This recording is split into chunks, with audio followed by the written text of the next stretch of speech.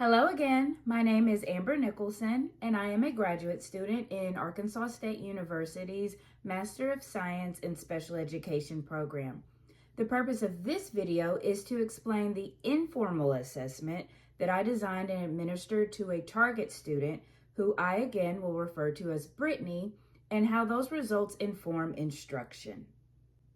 As stated in my previous video, Brittany is a 15-year-old 9th grade female student who currently receives special education services under the category of specific learning disability.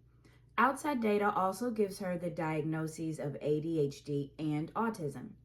I administered an informal assessment based on previous evaluations, classroom observations, and current performance data that outlines her current strengths and needs.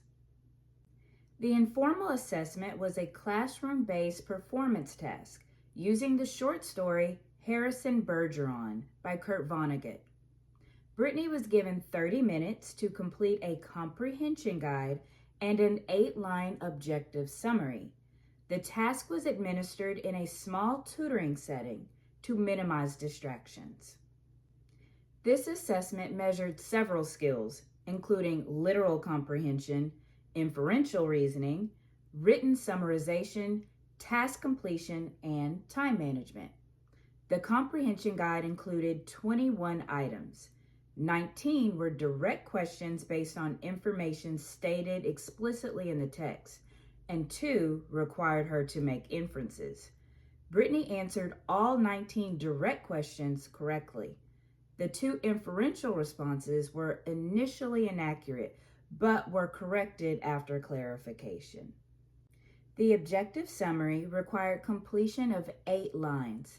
Lines 1 through 7 included sentence stems, and line 8 required an independent concluding sentence. Within the 30-minute time frame, she completed 6 of the 8 lines. 2 responses were inaccurate and required corrections, and 2 lines were left blank when time expired, including the line 8, which required an independent concluding sentence. During the assessment, aside from a few minor distractions, Brittany worked quietly and independently. She did not request assistance during this time portion and remained focused. After time expired, she accepted feedback and corrections appropriately. Her sustained engagement during the session was stronger than what is typically observed in the larger classroom setting. These results indicate that Brittany demonstrates strong literal comprehension skills. She requires continued support with inferential reasoning, organizing written responses, and completing tasks within time constraints.